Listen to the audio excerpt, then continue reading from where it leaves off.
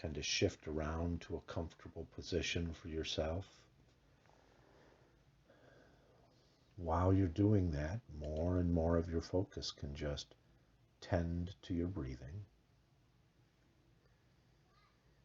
Allow yourself to become more and more aware of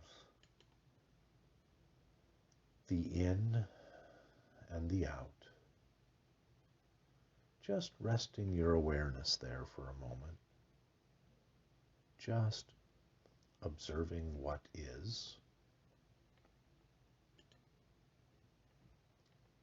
And perhaps from there, becoming aware of anything that seems to be different between the in and the out. Each one a part of the whole, contributing something slightly different. Perhaps noticing how that breath in seems to bring in a refreshing new breath, and the out seeming to carry away some tension, stress, tightness in a muscle.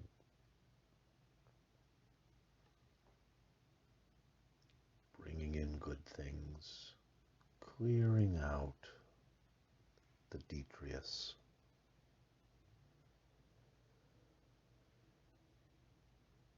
Just allowing more and more of your attention to be absorbed in noticing the shifts that have already begun to occur with this process of the in and the out of the breath. Almost as if a whole new universe was present here in the breath.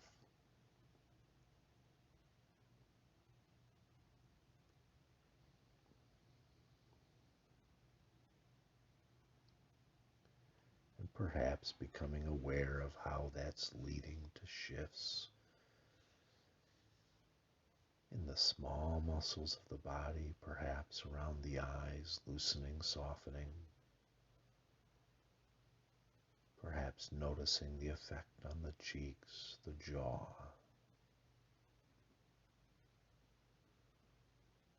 The fingers just letting go a little more. Maybe in even that increased sensation in the ears, the lips. Noticing perhaps that urge to swallow as the saliva increases, as the relaxation grows. Each swallow allowing you to shift, release, and let go of more. Let go of more of that outside focus. Let go of more of that outside attention. Just letting it all float away.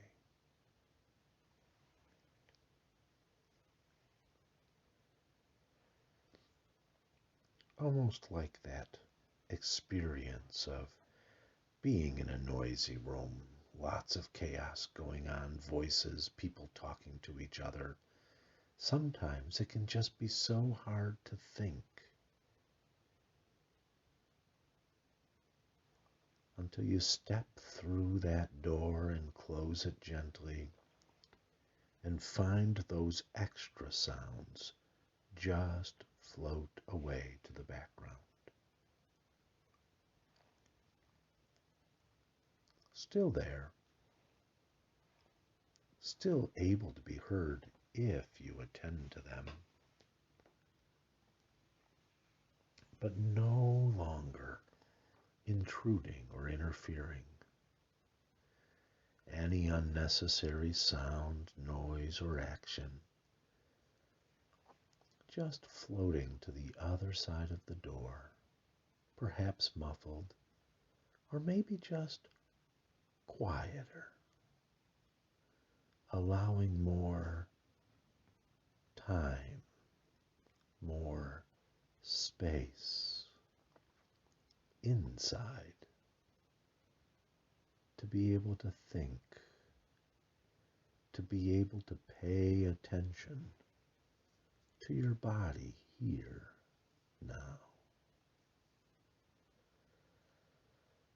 And so each breath feels better and better, bringing more and more of that release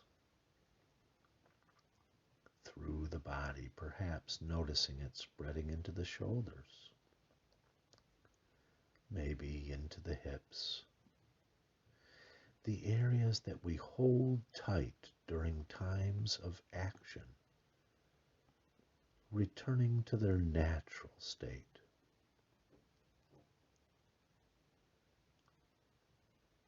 Their natural state of balance, of readiness, of balancing action with healing. The muscles know how to do it. From time to time, perhaps one muscle forgetting, getting locked into an old pattern or habit, until it gradually observes the rest of the muscles, following the natural flow of holding on when it's time and releasing when it's time. And the pattern flows now. Each breath allowing the muscles to just move to their natural state, ready to heal, while your mind finds the chatter flowing to the background, more and more able to just attend to what is.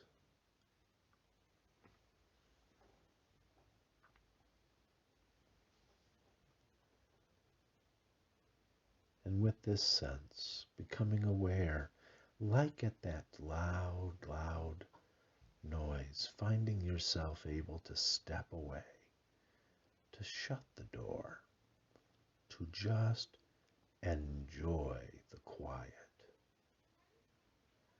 in a way that's hard to understand for people in the middle of all the chaos.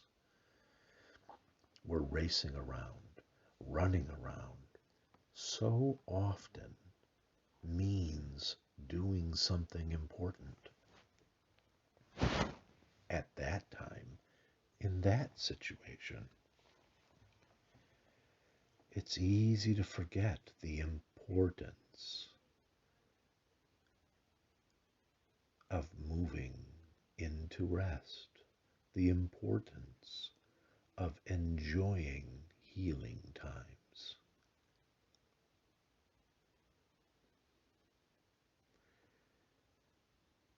A wheel that is not balanced we call flat.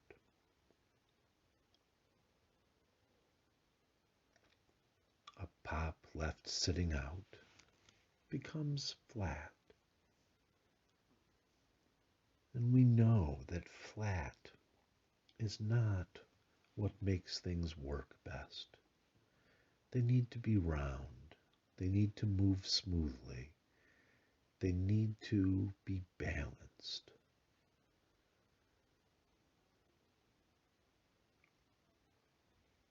Each and every breath reminding us of that cycle.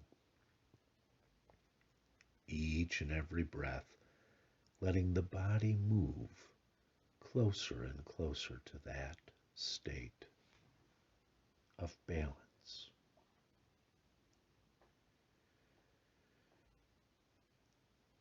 Different times lead to a different understanding of balance, don't they?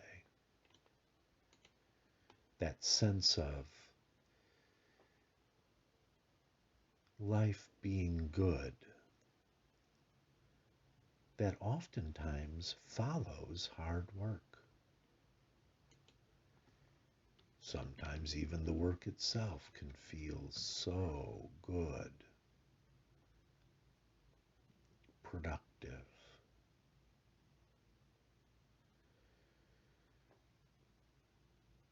Thinking back to the lessons of a bartender,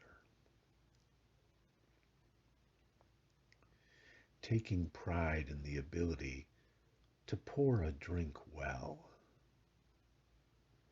what to an outsider seems like such a simple task until they're given the bottles.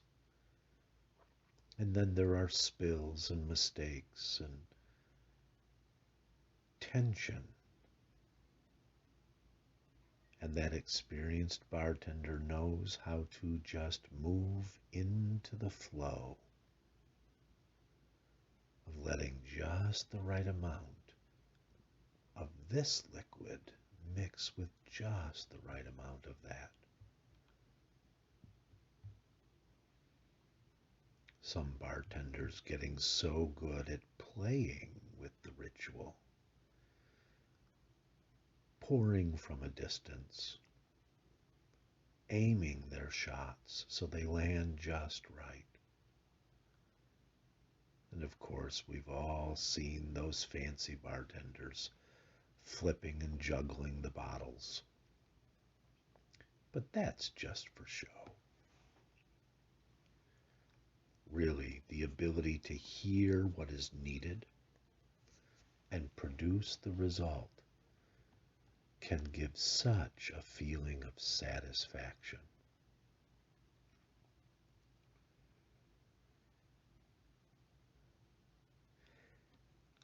But even more so, being able to balance what happens at work and what happens at leisure.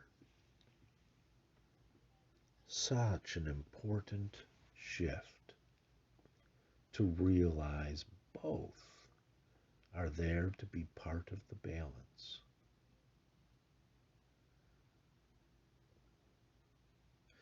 The balance of productivity is the balance of work and leisure,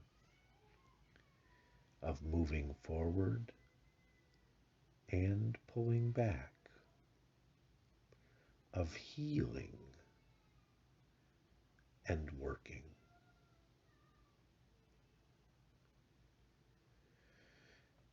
And this brings to mind, doesn't it, times when the structure of work was so helpful for being able to know your role and your job, to know your responsibility.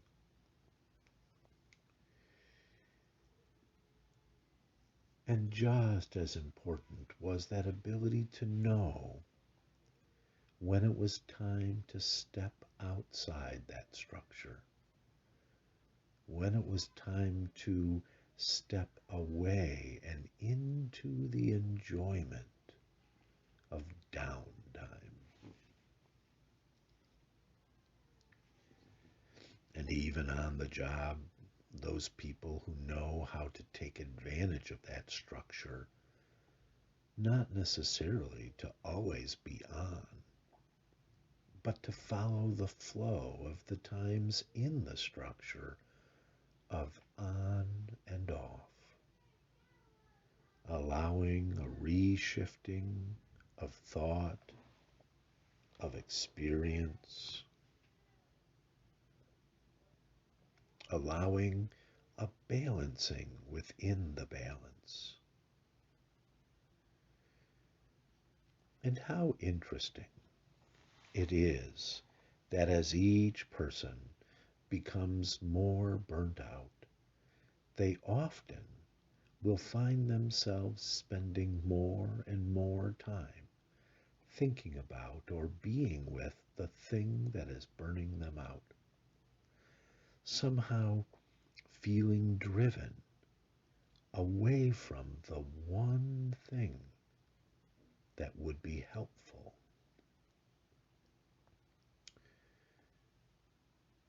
A time of rest.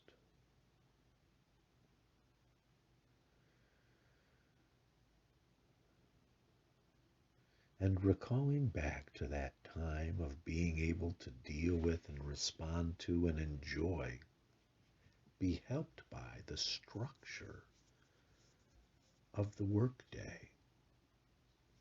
So too flows that awareness of the ability to step away from the structure and know that the structure holds things together while you are gone.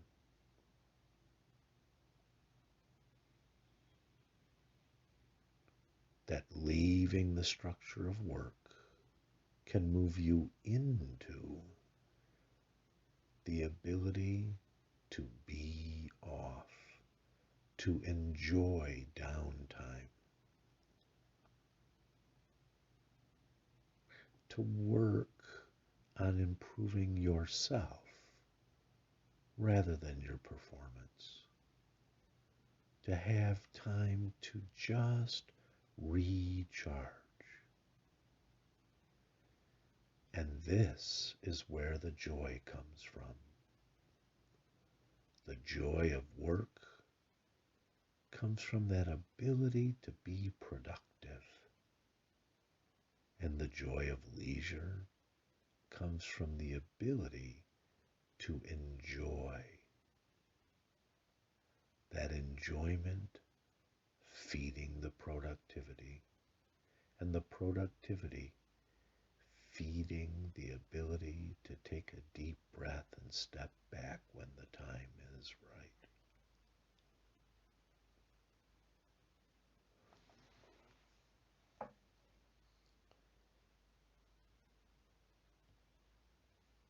And part of that stepping back is remembering that there's more than one uniform. An on-duty uniform and an off-duty uniform, and each uniform comes with it certain roles, certain responsibilities. The feeling that can come from a good uniform of allowing you to know something about yourself, your role, and your life at this point, so that each uniform carries its own message, its own code, its own behavior, its own skills.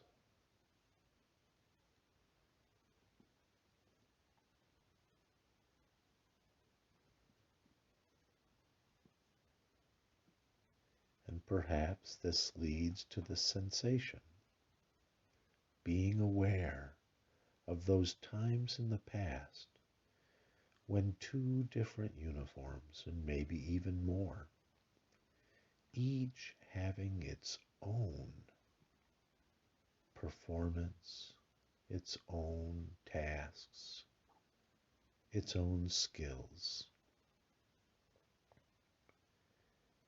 Perhaps the role of student and the uniform that goes with that, standing alongside the uniform of being responsible for work, for rent, for bills, standing alongside the uniform of someone building a life for themselves, experimenting with different ways, options, avenues.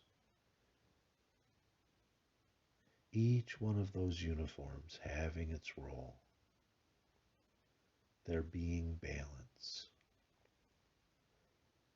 and that balance giving way to a sense of joy in life, a sense of looking forward to the future, which is an odd thing, isn't it? Looking forward to the future, because none of us know if there is a future, and yet, for some reason, looking forward to the future drives so many things.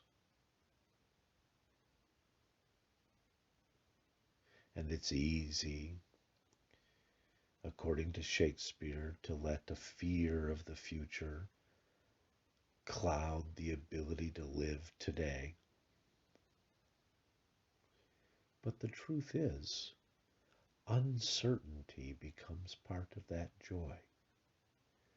That none of us knows what the future holds.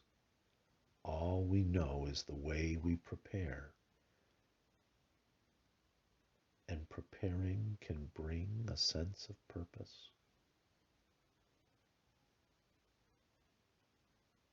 Can bring a sense of being aware of a deeper option. Preparing for the future makes a difference now.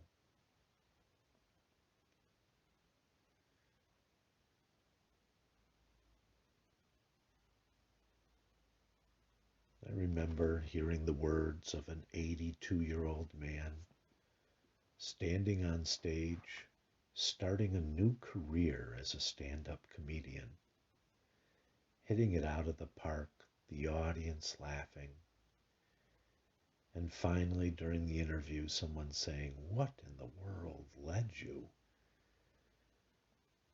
to start a new career so successfully at the age of 82? And he said, "Well, when I'm my mother's age at 101, I don't want to be as bored as her." Always looking forward, allowing today to give the experiences of joy that move towards a better tomorrow. That tomorrow that's not guaranteed. That tomorrow that, if it were guaranteed, would be nothing but a boring expectation. Knowing that these times of balancing responsibility with carefreeness can be a model for what's to come. Thinking back to those times of being responsible in the structure, allowing downtime to be more enjoyable. Because the anxiety is only needed to help you move into the structure, to help you choose which uniform. When the uniform is on, the anxiety can fade to the background, just like so many voices in a party in another room.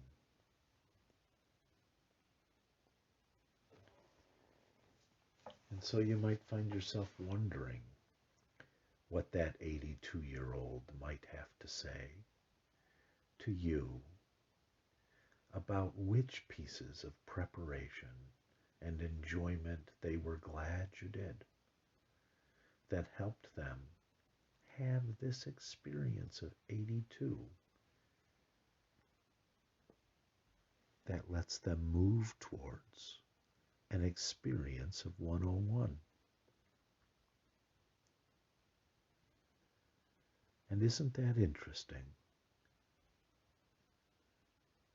That some people can continue to be able to see what's ahead of them and know the importance of moving forward with balance, productivity and rest, uptime and downtime, serious focus and enjoyment, times of whispering and times of singing, all coming together to make an important circle, an important balance.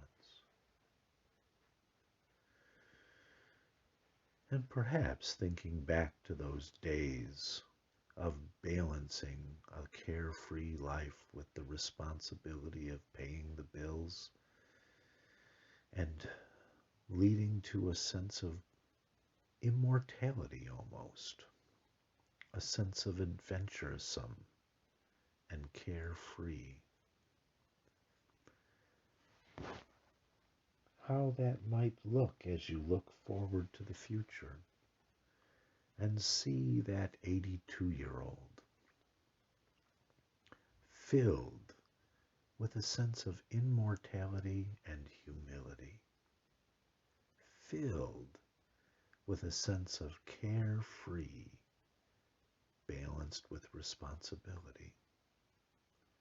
That 82-year-old with a smile on his face. And how curious that is, isn't it? As if they know something you don't. You can take a moment now to slowly approach that 82-year-old, maybe off to the side or from a distance, studying them as you get closer and closer,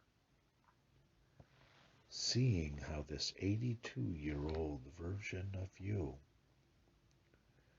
seems to know something you don't.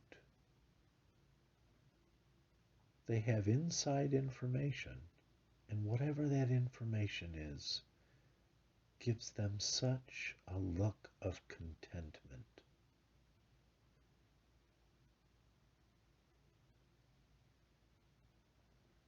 Feel free to approach them now. Maybe wave. Look at the look of recognition and the smile they give as they look at you. As they say to you, welcome.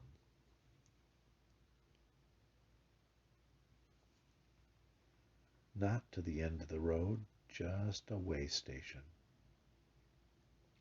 with more road to travel, more to see, to do, to experience. And you might find yourself full of questions. What? How? When? And these questions bubble up inside you, and that 82-year-old just laughs. Almost like you might to the 21-year-old you once knew.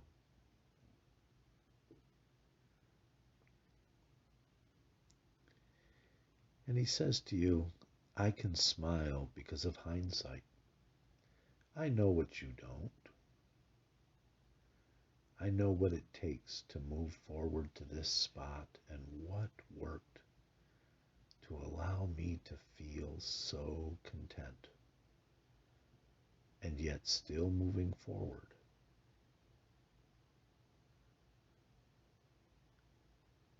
And let him lean forward and begin whispering in your ear the things he learned that you haven't yet.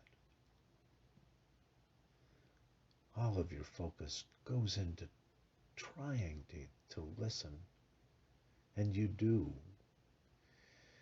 And the listening flows inside you, but your conscious mind just keeps losing a grasp on it, even as these learnings flow inside you, deep inside, coming to rest in the inner parts of you, ready to move forward on these pieces of wisdom.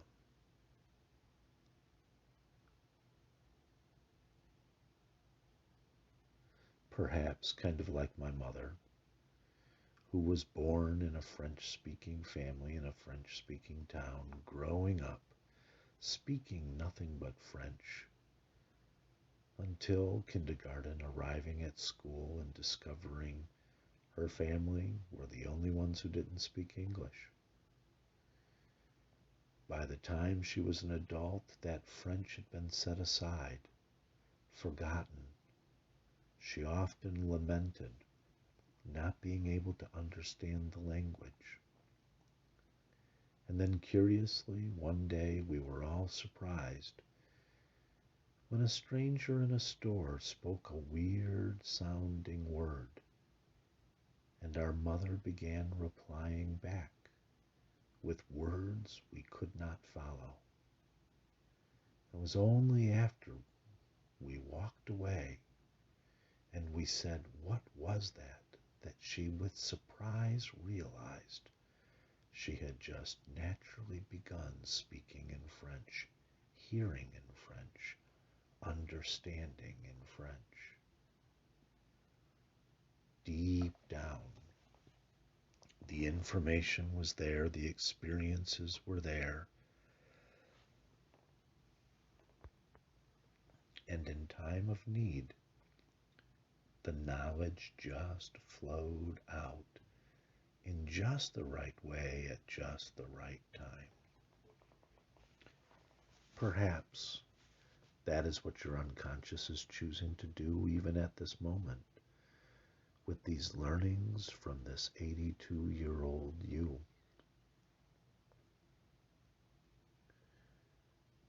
And with that said, your conscious mind still puzzled about what to do, your unconscious feeling increasingly comfortable, confident about how to move forward in a way that builds joy, in a way that builds a nice balance of living within the structure and enjoying the downtime. You turn and walk away back to here, back to now, bringing back with you that unconscious wisdom, that unconscious awareness, and perhaps some conscious as well. Coming into this room, settling here, into this position, bringing back with you your conscious mind still trying to grasp at the smoke, at the mist, while your unconscious just smiles and gets ready to get to work. So now, as I count from 1 to 5, finding yourself setting aside the work to be done in the background as you carry this enjoyment of the trip with you back into awareness. 1, 2, noticing the feeling of the body. 3, taking a big breath to fill that awareness. 4, becoming wide awake, alert, and refreshed, and eyes open at 5, and shifting around, and welcome back.